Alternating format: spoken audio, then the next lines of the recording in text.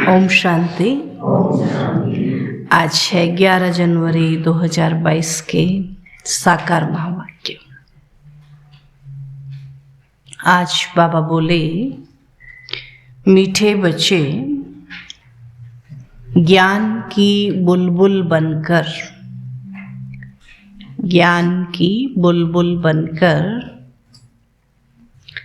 आप समान बनाने की सेवा करो। आप समान बनाने की सेवा करो। अपने दिल से पूछो, अपने दिल से पूछो,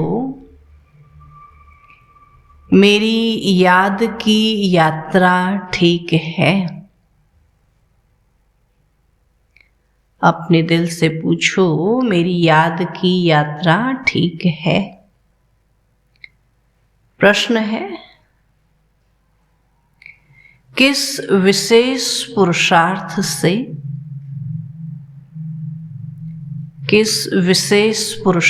से बेगर टू प्रिंस बन सकते हो? बेगर टू प्रिंस बन सकते हो? उत्तर है, बेगर टू प्रिंस बनने के लिए बुद्धि की लाइन क्लियर हो। बुद्धि की लाइन क्लियर हो। एक बाप के सिवाय और कोई भी याद न आए। एक बाप के सिवाय और कोई भी याद न आए। यह शरीर भी मेरा नहीं। यह शरीर भी मेरा नहीं। ऐसा जीते जी मरने का पुरुषार्थ करने वाले ही बेगर हैं। यह शरीर भी मेरा नहीं, ऐसा जीते जी मरने का पुरुषार्थ करने वाले ही बेगर हैं। उनकी ही वानप्रस्थ अवस्था है। उनकी ही वानप्रस्थ अवस्था है। क्योंकि बुद्धि में रहता अब तो बाप के साथ घर जाना है। अब तो बाप के साथ घर जाना है। फिर सुख धाम में आना है। फिर सुख धाम में आना है। ओम शांति। मीठे मीठे बच्चे जानते हैं कि पढ़ाई में जास्ती ध्यान किस बात पर देना है। सर्वगुण संपन्न 16 कला संपूर्ण निर्विकारी मर्यादा पुरुषोत्तम अहिंसा परमो धर्म बनना है। देखना है कि हमारे में यह सब गुण हैं। जो बनना है उस तरफ ही ध्यान जाएगा ना। और यह बनेंगे कैसे? सर्वगुण संपन्न बाबा कहते बनेंगे कैसे? पढ़ने और पढ़ाने से। खाली पढ़ने से भी नहीं कहता बाबा, पढ़ने से और पढ़ाने से। बेहद के बाप को सारे दिन में कितना याद करते हैं और कितनों को पढ़ाते हैं। संपूर्ण तो अभी तक कोई बना ही नहीं है ना, सब पुरुषार्थ ही कर रहे हैं। संपूर्ण तो अभी तक कोई बना ही नहीं है। नंबरवार पुरुषार्थ अनुसार हैं तो बाप एक एक बच्चे पर नजर रखते हैं कि यह बच्चा क्या कर रहा है। सुना क्या कहता है आज बाबा, कि बाबा की नजर एक एक बच्चे पर है। मेरे अर्थ क्या सर्विस करते, कितनों की तकदीर ऊंचे ते ऊंची बना रहे हैं, तो हर एक अपनी अवस्था और अपनी खुशी को भी जानता है। अति इंद्रिय सुख का जीवन हर एक को अपना भासता है, और यह तो बच्चों को निश्चय है कि बाप की याद से ही तमो प्रधान से सतो प्रधान बनना है। तो सहज उपाय है ही याद की यात्रा। बाप कहते सतो प्रधान बनने के लिए सहज उपाय है ही याद की यात्रा। तो अपनी दिल से पूछना है कि हमारी याद की यात्रा ठीक है? दूसरे को आप समान बनाते हैं? ज्ञान बुलबुल बने हैं? तो तुम ब्राह्मण ही दैवी गुण धारण कर मनुष्य से देवता बनते हो। तुम्हारे सिवाय कोई देवता बनने वाला है ही नहीं। सुना, जब बनना ही हमको है तो फिर बाबा कहते मेहनत भी अच्छे से करनी है। तो तुम ही दैवी घराने के भांति बनते हो, और वहां तुम्हारा है दैवी परिवार। और अभी तुम जानते हो हम दैवी परिवार का बनने लिए खूब पुरुषार्थ कर रहे हैं। तो बच्चों को पढ़ना भी कायदे से रहे, है ना। एक दिन भी अब्सेंट नहीं रहना है। भल बीमार हो, खाट पर पड़े हो, तो भी बुद्धि में शिव बाबा की याद रहे। आत्मा जानती है हम बाबा के बच्चे, है ना। बाबा खाट में पड़े हैं, बीमार है, तो भी पता तो है ना हम बाबा के बच्चे हैं। बाबा हमको घर ले चलने आया है, तो कितनी सहज याद है। तो यह भी प्रैक्टिस चाहिए। बुद्धि में एक शिव बाबा की ही याद रहे कि बाबा आया है, और हम शांति धाम में जाकर फिर सुख धाम में आने वाले हैं। पिछाड़ी तक इतनी मेहनत करनी है जो एक शिव बाबा की ही याद रहे, और संग तोड़ एक संग जोड़ना है। मुख से कोई जाप नहीं करना है। सुना, बाबा बाबा नहीं कहना, कोई जाप नहीं करना है। औरों को आप समान बनाने के लिए पढ़ाना भी है। बाप समझाते हैं तुमको उस अवस्था में जाना है जिस सतो प्रधान अवस्था से तुम यहाँ आए थे ना। देवता थे ना, वहां से यहाँ पहुंच गए, फिर बाबा कहते उसी सतो प्रधान अवस्था तक जाना है। उस अवस्था में जाकर फिर उसी अवस्था में आना है सतयुग में। तो कितना सहज है, बाबा कहता कितना सहज है। तुम भक्ति मार्ग में गाते थे, आप जब आएंगे तो हम और संग तोड़ एक तुम सम जोड़ेंगे। इसमें मेहनत है ना। और संग तोड़ बाबा ना, और भी चलते रहे, बाबा भी चलता रहे, ऐसे ही करते हैं ना। तो बाबा कहते इसमें मेहनत है। तो पवित्रता की बात भी मुख्य है। गृहस्थ व्यवहार में रहे कमल फूल समान बनना है। अब वह कमल भी पानी से, धरनी से ऊपर रहता है। अब तुम चैतन्य फूल भी धरनी के ऊपर हो, तो तुमको भी प्रतिज्ञा करनी है कि हम पवित्र रहते हुए एक आपको ही याद करेंगे, और जो अंत में सिवाय आपके और कोई की याद ना आए, है ना। सदा बाबा की याद में रहेंगे, जो अंत घड़ी बाबा के सिवा और कोई याद ना आए, कोई अवगुण भी ना रहे। अब जो बच्चे ऐसे बनते हैं वह सदैव हर्षित रहते हैं। एक बाबा को याद करेंगे बाबा के सिवा और किसी को याद नहीं करेंगे तो वह सदैव हर्षित रहते हैं। तो यह प्रैक्टिस अच्छी रीति करनी है। बच्चे जानते हैं कभी कभी अवस्था मुरझा जाती है ना।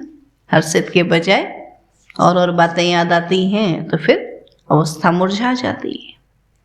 माया झट छुई मुई कर देती है। तो हर एक को अपने आप से पूछना बहुत जरूरी है कि हम कितना बाबा की याद में रहे हर्षित रहते हैं। वैसे हर्षित रहते अलग बात है, लेकिन बाबा की याद में रहे हर्षित रहते हैं। कितना बाप की सर्विस में टाइम देते हैं। बल कोई कैसा भी है ना, कहते कोई कैसा भी है, तुम बच्चों को सर्विस करते ही रहना है। जांच करते हैं कौन वर्षा पाने के लायक है ना। दुनिया में भी देखते हैं ना कौन वर्षा पाने के लायक है। जैसे बिच्छू को मालूम रहता है कि ये पत्थर है और ये नरम चीज है, उसको भी फर्क रहता है ना। जब नरम चीज होती है उसी में वो मारता है ना अपना डंक। तो ऐसे बाबा के तुमको भी मालूम है कि कौन व्यक्ति कैसा है ना। तो जैसे बिच्छू को मालूम रहता है ये पत्थर है या नरम चीज है, तो पत्थर पर कभी डंक नहीं लगाएगी। तो तुम्हारा धंधा ही यह है, तुम बेहद बाप के स्टूडेंट हो ना। पढ़ाई पर बहुत मदार है। शुरू में बच्चे मुरली बिगर एक दिन भी रह नहीं सकते थे, कितना तड़पते थे। फिर क्लास में बड़ी बहनों ने गीत सुनाया, तेरी मुरली में है जादू, है ना। बाबा कहते बांधेलियों को कैसे मुरली पहुंचाते थे, कहते ना बाथरूम से, है ना, ऐसे मुरली देते थे, छज्जे से देते थे, है ना। और फिर वो बाथरूम में ही बैठ करके पढ़ लेती थी, क्योंकि अंदर पढ़ेंगे तो फाड़ देते थे। तो बांधेलियों को कैसे मुरली पहुंचाते थे, तो मुरली में ही जादू है ना। तो कौन सा जादू? विश्व का मालिक बनने का जादू। इससे बड़ा जादू कोई होता ही नहीं। तो उस समय मुरली का तुमको कितना कदर था, मुरली पहुंचाने के लिए कितना प्रयत्न करते थे, है ना। समझते थे पढ़ाई बिगर बेचारे का क्या हाल होगा, है ना। पढ़ाई छूट जाएगी, जैसे कोई भोजन नहीं करता तो क्या होता है, कमजोर हो जाता है। ऐसे पढ़ाई का भोजन भी नहीं करेगा तो फिर क्या हो जाएगी, आत्मा कमजोर हो जाएगी। तो पढ़ाई बिगर बेचारे का क्या हाल होगा। तो यहाँ बाबा जानते हैं बहुत बच्चे ऐसे हैं जो मुरली पर पूरा ध्यान ही नहीं देते। अब मुरली तो बच्चों को रिफ्रेश करती है। भगवान जो तुमको विश्व का मालिक बनाते हैं, उनकी मुरली नहीं सुनेंगे तो भगवान टीचर क्या कहेंगे।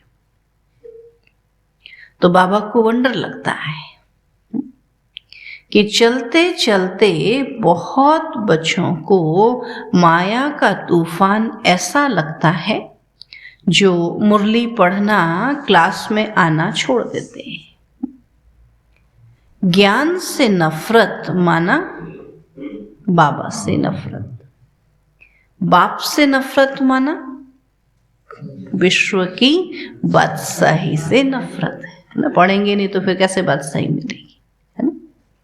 तो बाबा से नफरत माना विश्व की बादशाही से नफरत। तो माया बिल्कुल नीचे ले जाती है, बुद्धि को एकदम मार डालती है, जो कुछ भी समझते ही नहीं। भल भक्ति तो बहुत करते, परंतु एकदम ब्लाइंड फेथ, है ना, अंधश्रद्धा, बेसमझ बन गए हैं। तो बाबा खुद कहते हैं तुम कितना लायक थे और अब न लायक बन गए हो। अब मैं फिर आया हूं तुम बच्चों को लायक बनाने, इसलिए श्रीमत पर जरूर चलना है। बाबा आया है ना, तो बाबा की मत पर चलना है। तो बाबा कहते हैं इसमें और कुछ करना ही नहीं है, सिर्फ बाबा को याद करो और पढ़ो, है ना। बाबा की पढ़ाई पढ़ो और बाबा को याद करो। स्कूल में बच्चे पढ़ते भी हैं और टीचर को भी याद करते हैं, कैरेक्टर भी सुधारने। तो तुम्हारी भी एम ऑब्जेक्ट सामने खड़ी है ना, बाबा कहते ऐसा बनना है तो फिर पुरुषार्थ करना है। तुमको यह बनना है तो उन्हों के कैरेक्टर अच्छे हैं, तभी तो सारा दिन मनुष्य गाते हैं कि आप सर्वगुण संपन्न 16 कला संपूर्ण। तो मनुष्यों को जब तक बाबा का परिचय नहीं मिला है तब तक अंधियारे में है ना। सारा ज्ञान जानते और बाप को नहीं जानते तो बाबा कहते अंधियारे में है। सारी दुनिया के मनुष्य इस समय निधन के हैं और उन्हों को बाप का पैगाम पहुंचाना है। तुम बेहद बाप के बच्चे हो ना, तो बाबा कहते हैं मुझे याद करो तो तुम्हारे विक्रम विनाश होगी। तो बच्चों को युक्ति निकालनी है कि सबको पैगाम कैसे पहुंचाएं, क्या युक्ति रचें जो घर घर में बाबा का पैगाम पहुंचे। अखबार द्वारा ही सबको पैगाम पहुंचेगा कि एक बाप को याद करो तो पावन बन जाएंगे। तो सभी आत्माएं पहले पावन थी, अब सब अपवित्र हैं।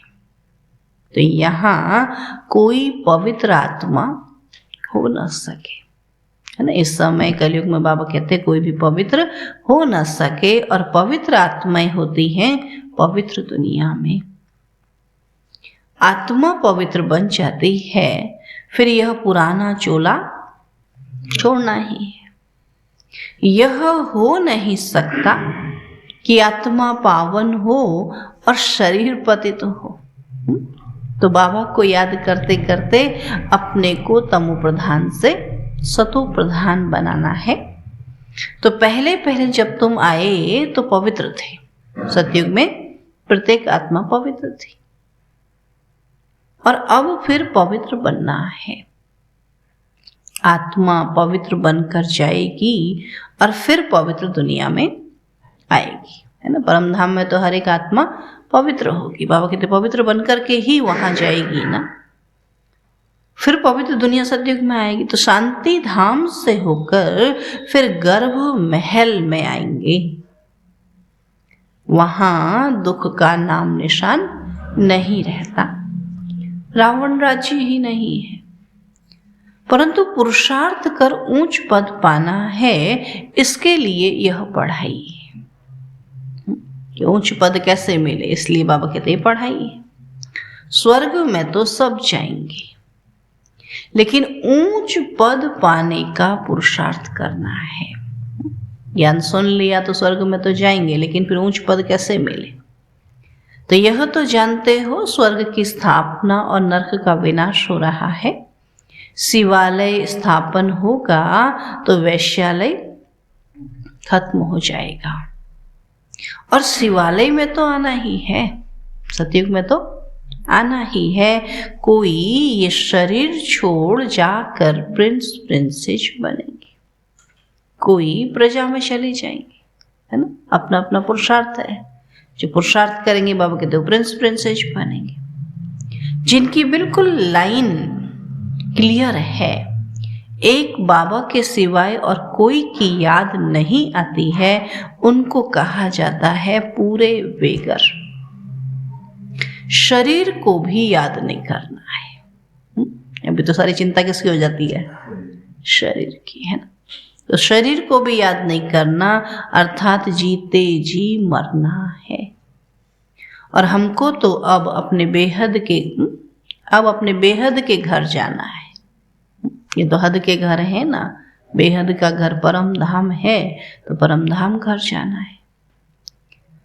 तो अपने बेहद के घर जाना है। अपने घर को भूल गए थे और अब बाप ने याद दिलाया है।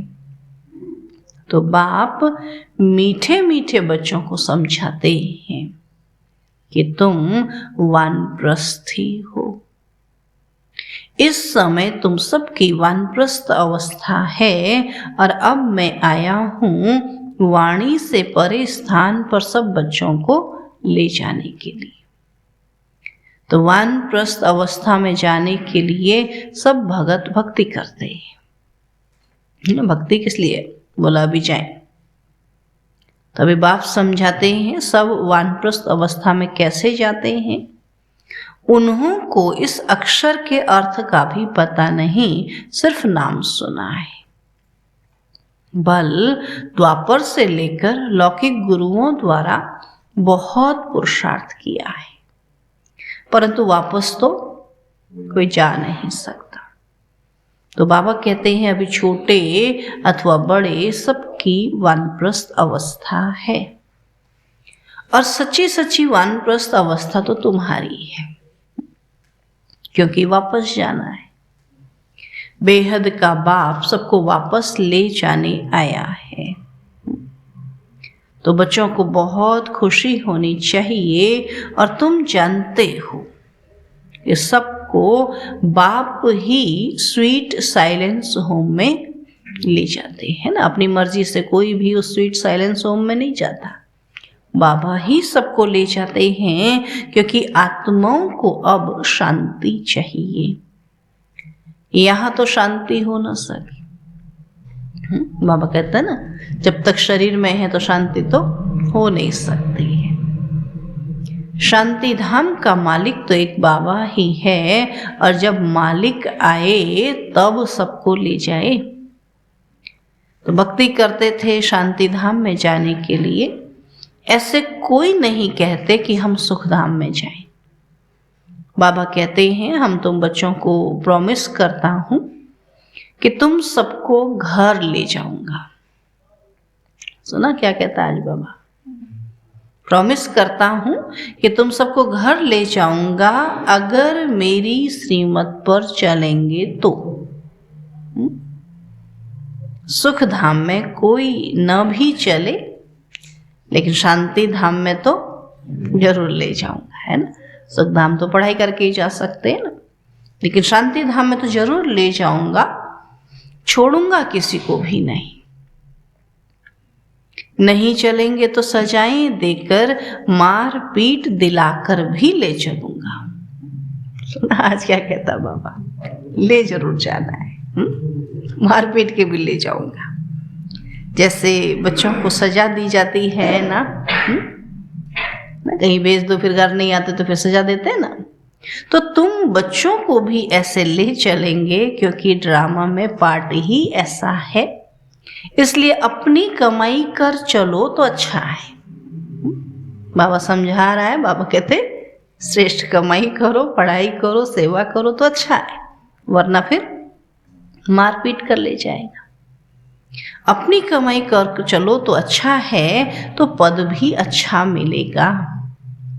पिछाड़ी में आने वाले क्या सुख पाएंगे। बाबा कहते तुम चाहो या न चाहो, तुम्हारे सब शरीरों को आग लगाकर आत्माओं को जरूर ले चलना है। कल खूब आत्मा का पाठ पक्का किया, आज कहता याद किया नहीं किया तो क्या करूँगा, फिर ले जाऊंगा, है ना। पूरा टाइम कल क्या कहा? आत्मा आत्मा आत्मा, है ना। बाबा ने आत्मा देखकर प्रैक्टिस करो। आज कहता कि तुम्हारे सब शरीरों को आग लगाकर आत्माओं को जरूर ले जाना है। मेरी मत पर चल, अगर सर्वगुण संपन्न 16 कला संपूर्ण बनेंगे तो ऊंच पद पाएंगे, क्योंकि मुझे बुलाया ही है कि आओ घर ले चलो, अर्थात मौत दो। ऐसे कहते हैं प्रभु आओ हमको अपने संग ले जाओ, अर्थात मौत दो। और ये तो सब जानते हैं कि मौत आया कि आया, अभी तो और देख रहे हैं ना। छी छी कोई यहाँ रहना ही नहीं है ना। स्वच्छ दुनिया बननी है तो यहाँ छी छी तो कोई रहना ही नहीं है, कलयुगी दुनिया तो समाप्त होनी। तो बाबा कहते हैं मैं सबको छी छी दुनिया से जरूर ले जाऊंगा, और जो अच्छी तरह पढ़ेंगे वही सुख धाम में आएंगे। सुख धाम व स्वर्ग कोई आसमान में नहीं है, इसी धरती पर था ना। तो तुम्हारा यादगार मंदिर दिलवाड़ा है, आदि देव बैठा है, बाप दादा है ना। इनके शरीर में बाबा विराजमान होता है, ब्रह्मा तन में शिव बाबा विराजमान होता है। तो तुम जानते हो यह बाप दादा दोनों बैठे। इस समय तुम बच्चे जो राजयोग सीख रहे हो उसकी निशानी मंदिर में दिखाइए। महारथी घोड़े सवार भी, कल्प कल्प हूबहू ऐसा ही मंदिर बनेगा जो तुम जाकर देखेंगे, है ना। जैसे अभी जाके देखते हैं, फिर अगले कल्प में भी ऐसे ही बनेगा, फिर जाकर देखेंगे। तुम कहेंगे ये सब टूट जाएंगे, फिर कैसे बनेंगे? बाबा कहते ये ख्याल ही नहीं करना चाहिए, जो होगा तभी देखेंगे। स्वर्ग अभी कहाँ है, फिर स्वर्ग के महल होंगे, ये पहाड़ियाँ आदि टूट जाएंगी फिर बनेंगी, आबू फिर भी बनेगा। बहुत बच्चे इस बात में बहुत मूंझते हैं, कहते हैं हमने इतना मजबूत बनाया जो टूटे नहीं, ऐसा थोड़ा ही हो सकता है ना।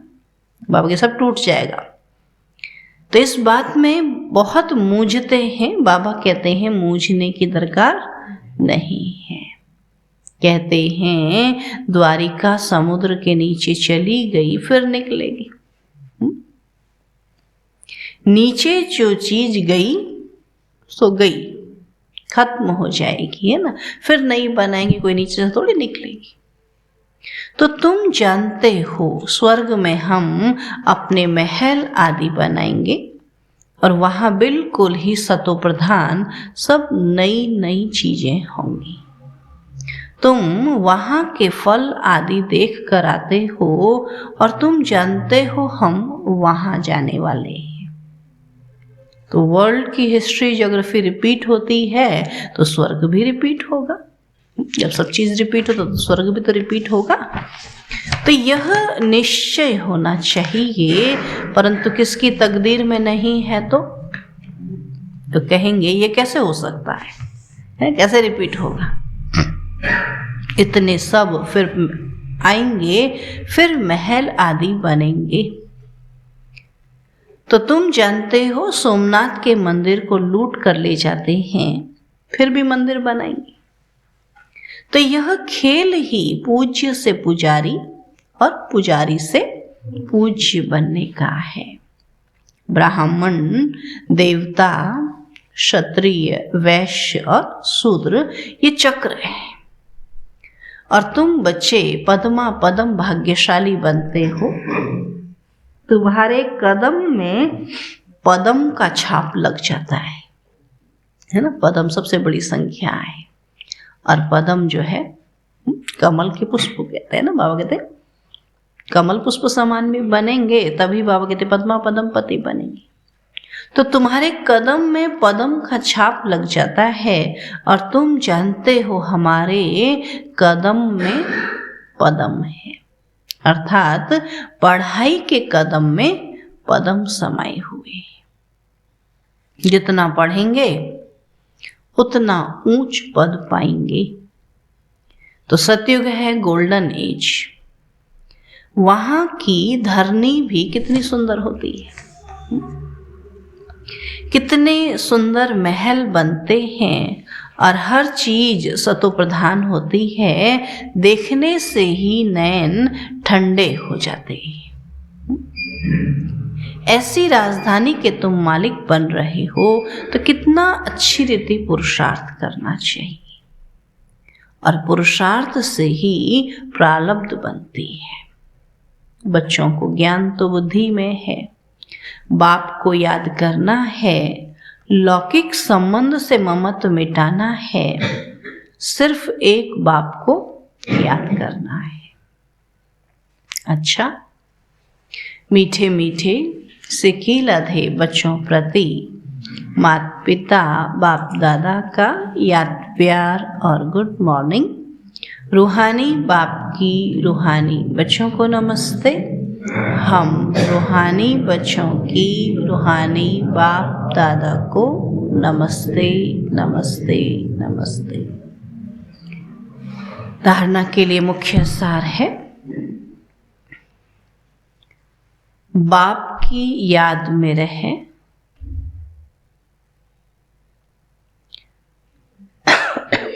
बाप की याद में रहे, सदा हर्षित रहना है।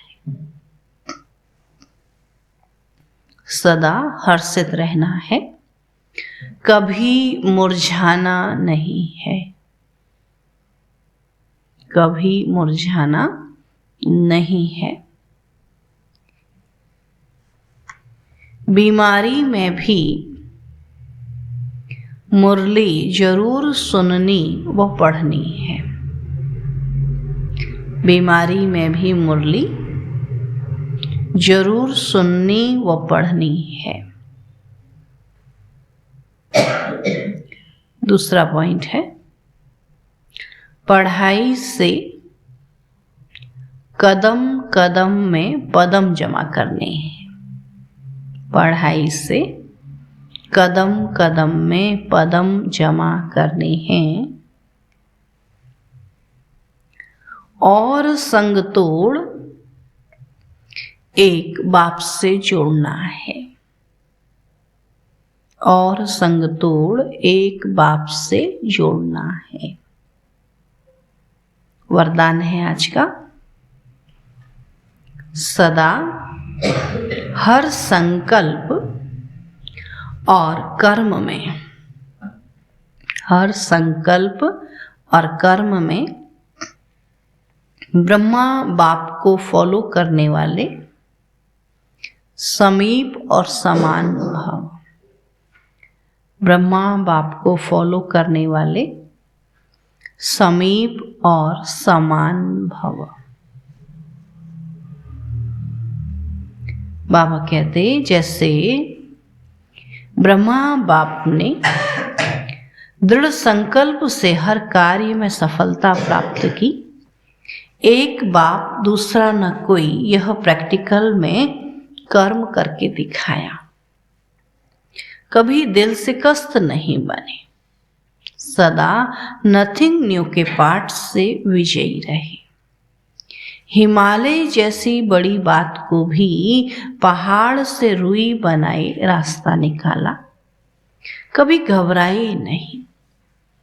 ऐसे सदा बड़ी दिल रखो, दिल खुश रहो, हर कदम में ब्रह्मा बाप को फॉलो करो तो समीप और समान बन जाएंगे, है ना। जब ब्रह्मा बाबा को फॉलो करेंगे तो ब्रह्मा बाबा के समीप भी आ जाएंगे और समान भी बन जाएंगे।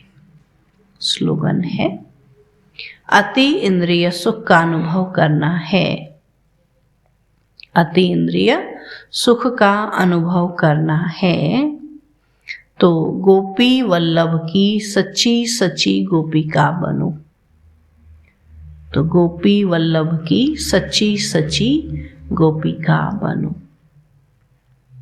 आज का लवलीन स्थिति का पॉइंट है, जितना बेहद की प्राप्तियों में मगन रहेंगे उतना हद की आकर्षण से परे रहे परमात्मा प्यार में समाने का अनुभव करेंगे। आपकी यह लवलीन स्थिति वातावरण में रूहानियत की खुशबू फैलाएगी। जितना बेहद की प्राप्तियों में मगन रहेंगे उतना हद की आकर्षण से परे रहे परमात्मा प्यार में समाने का अनुभव करेंगे और आपकी यह लवलीन स्थिति वातावरण में रूहानियत की खुशबू फैलाएगी। ठीक है, तो आज का ब्रह्मा बाप को फॉलो करने के लिए पॉइंट है कि ब्रह्मा